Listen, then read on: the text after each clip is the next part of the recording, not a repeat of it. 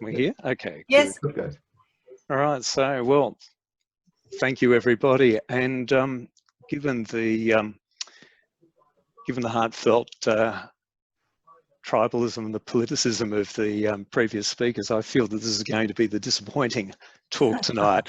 But for those that perhaps don't know me, and there won't be too many of you, my name's Hansen. And rather than choose a notable moment in Port Melbourne's past to talk about, the history of which I'm ashamed to say I have only a high level knowledge of, I am to speak for a few minutes about a subject I know far more about, namely myself. Contrary to what we so often meet to discuss and listen to, this is less about Port's history and more about my comparatively recent advent. Early next year, my wife Sherrie and I will celebrate 30 years in Port Melbourne. Our arrival was unplanned to the extent that we knew very little about the suburb, and our aspirations to live by the bay were focused more on St Kilda, Middle Park and Williamstown. In the end, it all boiled down to economics. Those municipal cousins at the time were vastly more expensive. It's incredible now to imagine this, but Port Melbourne was relatively cheap.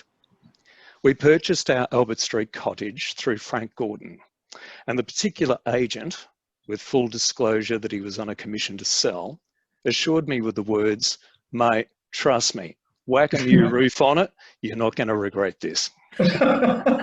Money aside, there was also a tenuous association with Port, not to mention an urge of almost schoolboy curiosity for the allure of ships and harbours and the outdoor tanginess of maritime commerce. Sherrie and I each herald from post-war outer Melbourne. My parents, brought up in Prahran and Caulfield, built their marital nest in what was then semi-pastoral Clayton. That was my childhood home. One of the Sunday entertainments of those early years was a trip to Port Melbourne where, unless memory plays me false, we parked on Station Pier and watched the Blue Star cargo vessels being unloaded. My father took an austere interest in proceedings, an interest he never really communicated to other members of our car encapsulated family. My brother and I in the back seat, eating bananas.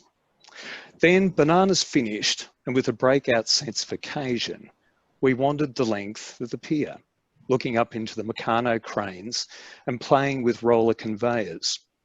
The final treat in these visits was a Peter's cream between from the kiosk that then operated from the Finger Pier where the Ports and Harbours ship Rip was moored. Looking back to land, the BP fuel depot and its sooty rail tankers was to the left, behind the Centenary Bridge. But coming from landlocked Clayton, I only had imagination for the bay and the ships that were a cipher of another world. It was no accident that when I attended university, I studied the novels of Joseph Conrad.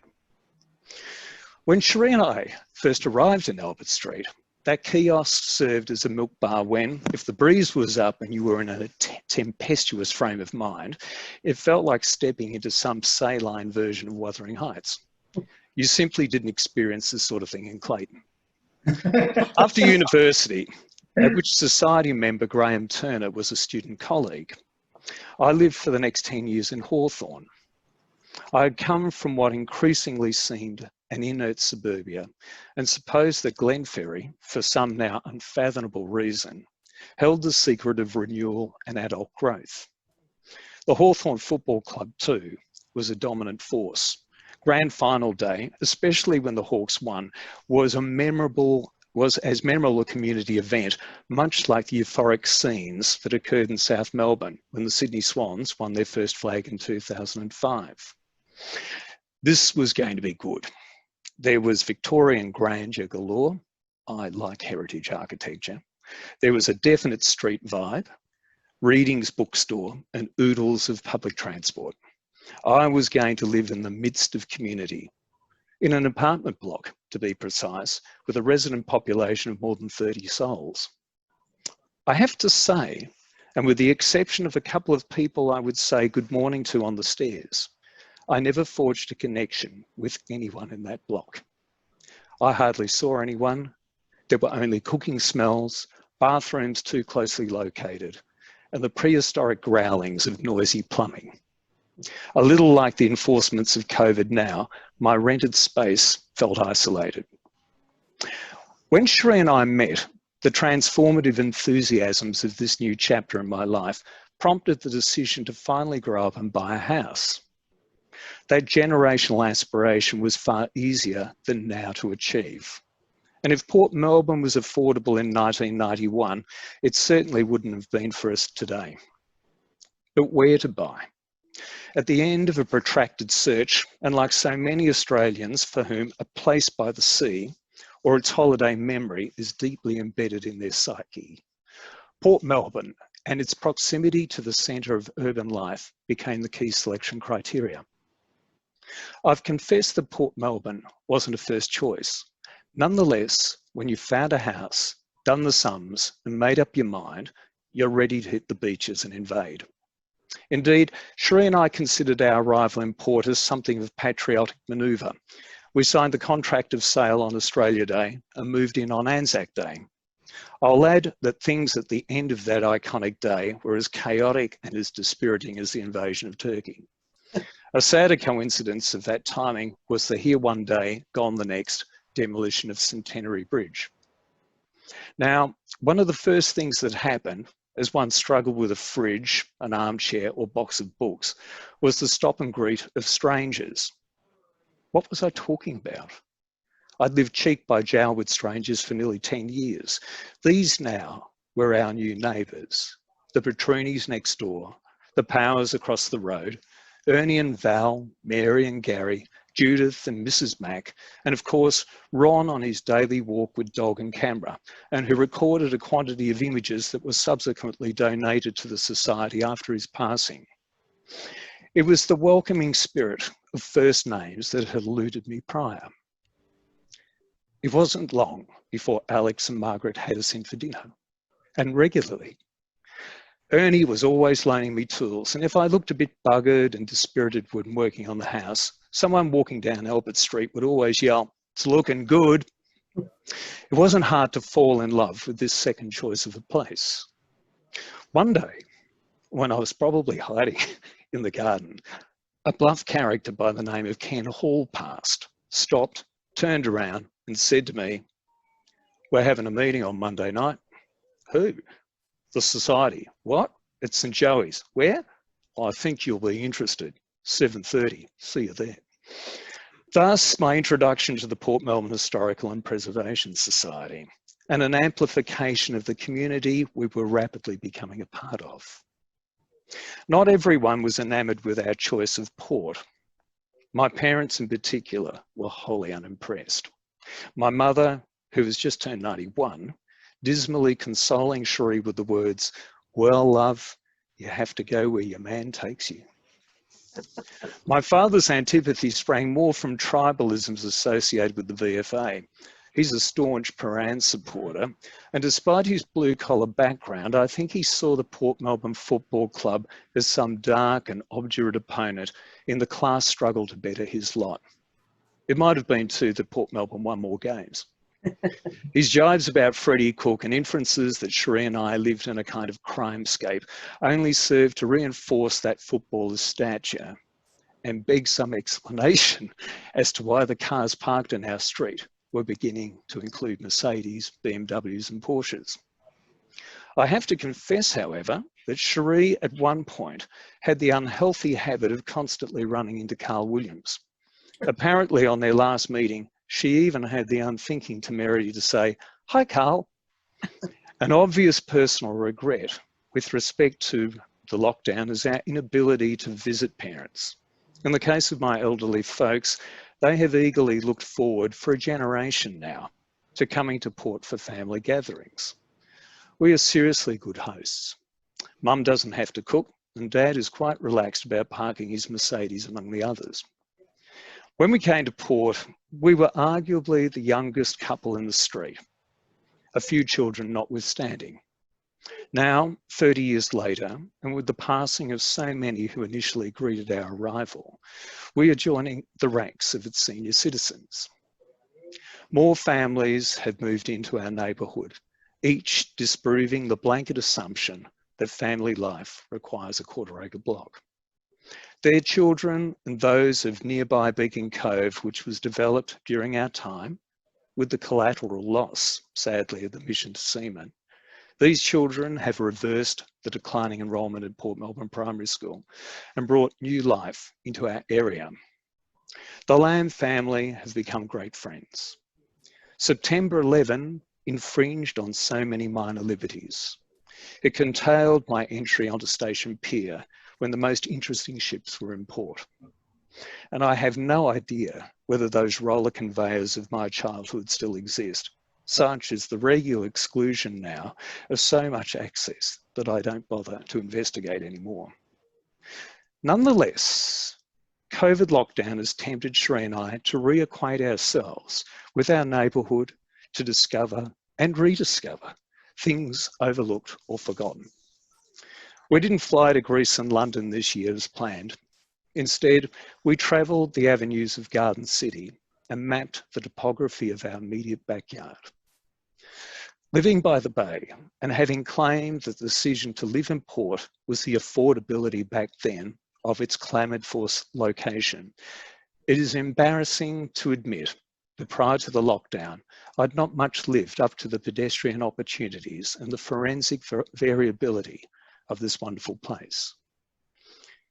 In a walk to Webb Dock with George Lamb before stage 4 restrictions were imposed, I said to him, you know, I've always said that I love living here, but perhaps that's just been a reflection of its convenience, the comfort of our home.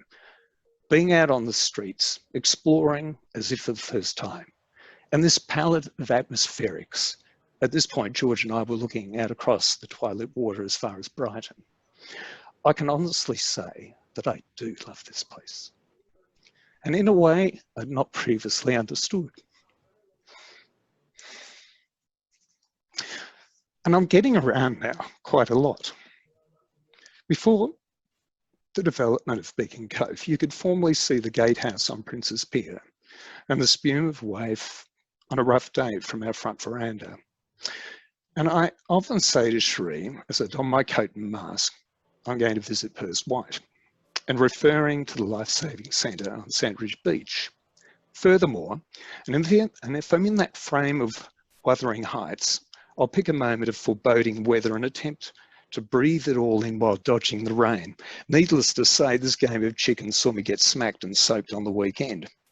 So, nearly 30 years down the track, no longer the newcomers we once were, but latecomers still to the narrative this society so preciously conserves. I have only this reflection to contribute, and the hope, given the genetic disposition of parents, that Sherrie and I will notch up another 30 years in port. By that time, we will have solidified into a presence and backdrop to other more recent arrivals, resembling very much the individuals who first welcomed us back in 1991.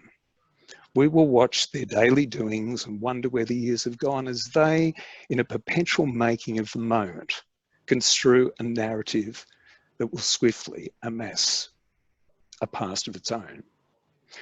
And in choosing what they seek to remember, those neighbours who seem to have been here forever, we may unwittingly qualify, from their perspective at least, as some strangely trusted footnote, something of the old port, and contribute a memory to the legacy of this place. Thank you. Oh, thank you so much, Glenn. That was lovely. Really, really from the heart. And Greg, it was just great. I did have to persuade him to speak. And he didn't know what he was going to speak about. And what you have spoken about is just lovely. And it's so much from the heart. Perhaps some others would like to ask some questions or make some comments. They've probably all still got their tissues. I'm just going to show you my wife here, who's part of it. Hang on, come here. There we go. Okay, we've got Rochelle. Yep. Oh, hello there. Greg. Hi. Well, I come from Ballarat. When about 2000. Yep. And I sort of got settled in. I sort of got into Port Melbourne a little bit later on, about 2010 officially. But I did start off down the other end of Port Phillip. The first thing I'd done was mapped a place.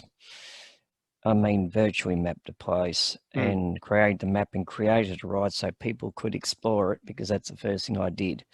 Got around on the bike and checked out the history. So yeah, it's Port Phillip's one of those places where you just find out something, you just want to keep finding out about it. I think the arrival anywhere is an invitation, certainly to explore your new horizons. But after a prolonged period of time, you can just, well, fall out of the habit of doing that.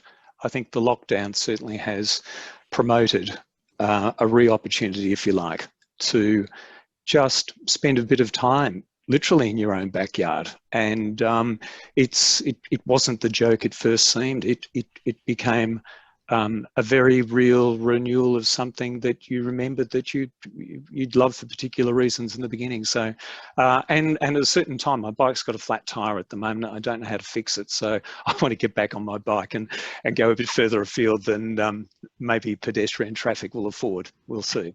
Yeah. Oh yes. Yeah. I say the thing that got me in was the fact that Liard and his family landed on the beach, and they went down there, found a boggy track, and decided to fix it a bit. Liard family, and the place called the beach. Yeah. Yeah, and the place called the beach, and eventually in the 1920s, sounds like you got your place where you lived in Garden City. Just on the edge of it, just one of the, Yeah, well, basically, yes. It's been reused, and it's got a very big history of the place, and, you know. So, yeah, I reckon it's a very interesting place. I'm in South Melbourne now, and that's about as far as I want to get away, but I enjoyed my little stint so close in port. But yeah, lovely. Yeah, I can really understand how you wanted to catch up to the place and learn about it. Thank you. Well, I'll let it go from there. Okay. Bye. Bye-bye. Bye. Okay, and Patrick O'Reilly. Patrick, are you there?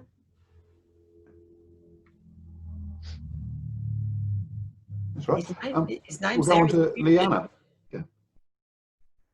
Thank you very much, Greg. That was really beautiful. Thank you very much. What a beautiful way of taking us through your story.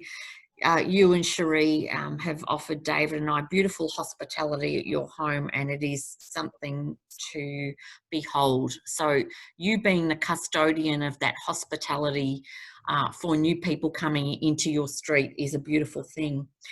I reckon, you know, that conversation that you had with Kenny, we should gather all of those Kenny conversations, because that was a really important conversation that connected you into the Historical Society.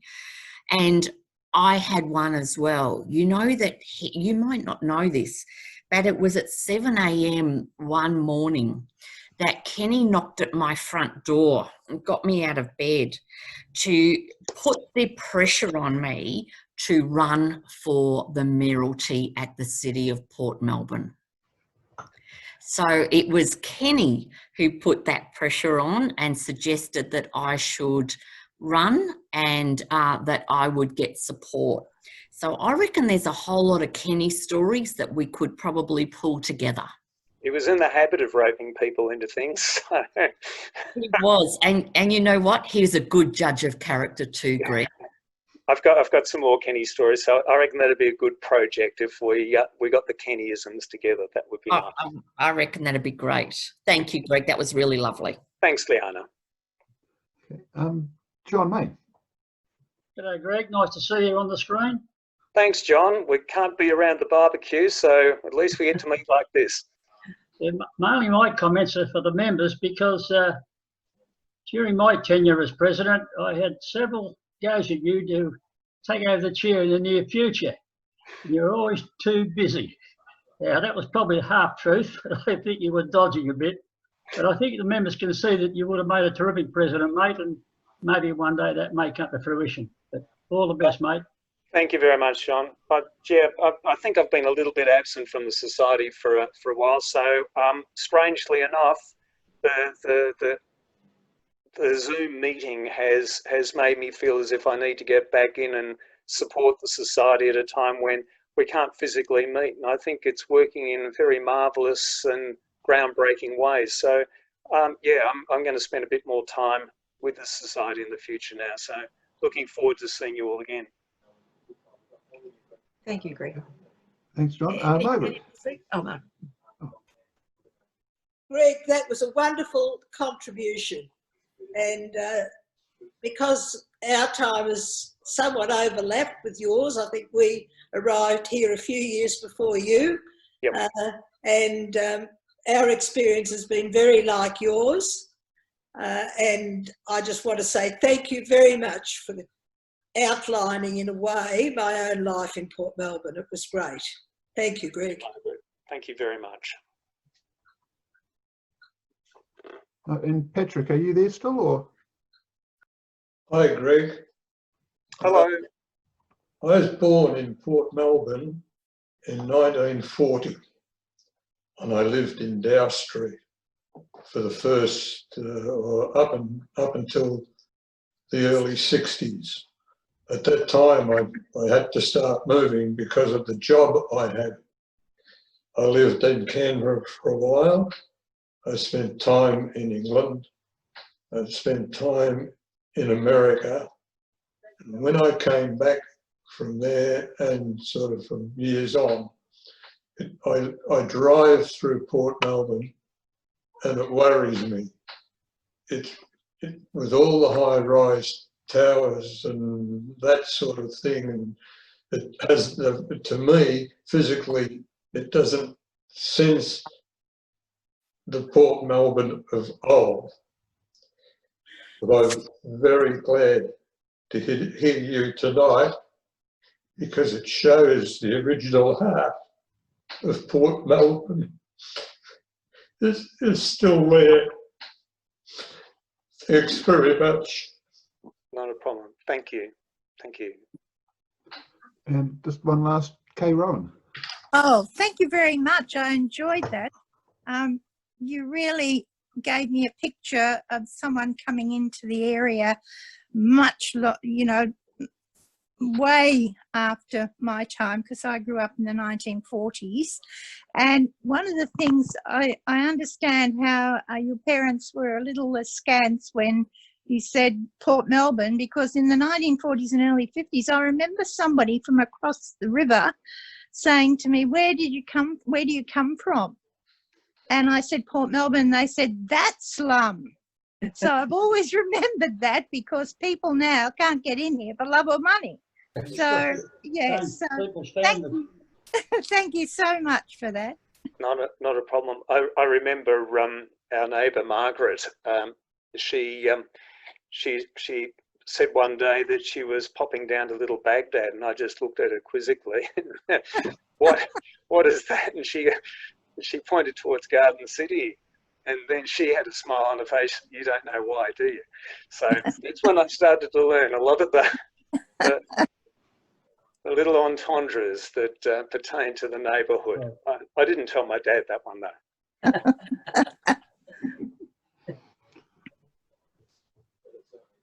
Excellent. So that's everyone. Gary, is that the end? Sounds like it.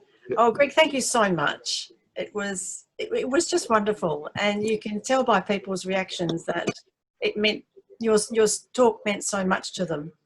Just as the others, Liana and Susie evoked a whole lot of memories as well. So on behalf of everyone, I can't thank the three of you enough. You've done an excellent job, and you can tell that people have been very, very interested and are appreciative of the time that you have given us. And I'm really glad that the three of you are members of our society. Thank you. Thank you.